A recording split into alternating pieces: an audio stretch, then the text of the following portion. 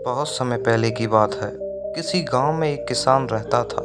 वह रोज भोर में उठकर दूर झरनों से स्वच्छ पानी लेने जाया करता था।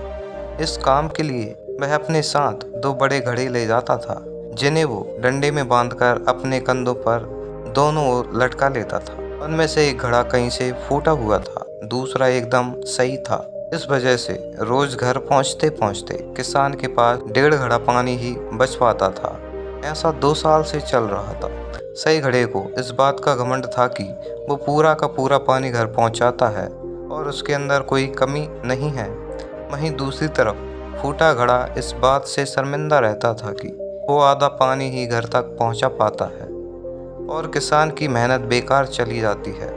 फूटा घड़ा ये सब सोचकर बहुत परेशान रहने लगा और एक दिन उससे रहा नहीं गया। उसने किसान से कहा, मैं खुद पर शर्मिंदा हूँ और आपसे क्षमा मांगना चाहता हूँ। किसान ने पूछा, क्यों?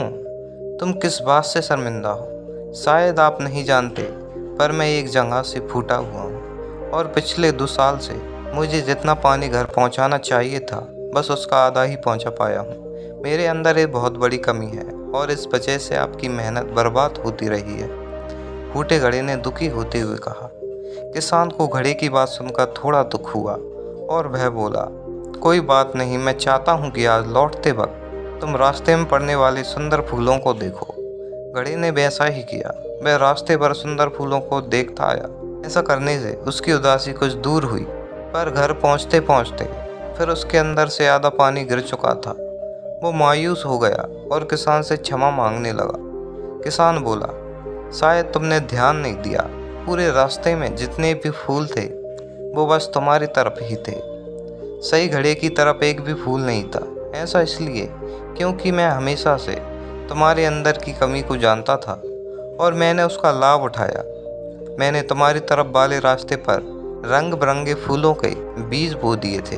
तुम रोज थोड़ा थोड़ा करके उन्हें सींचते रहे और पूरे रास्ते को इतना खूबसूरत बना दिया।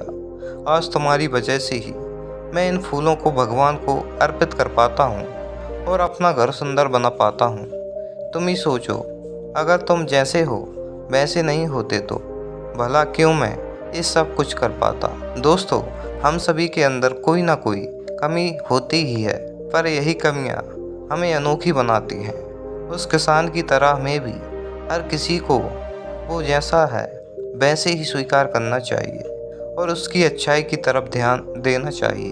और जब हम ऐसा करेंगे तब फूटा घड़ा भी अच्छे घड़े से मूल्यवान हो जाएगा।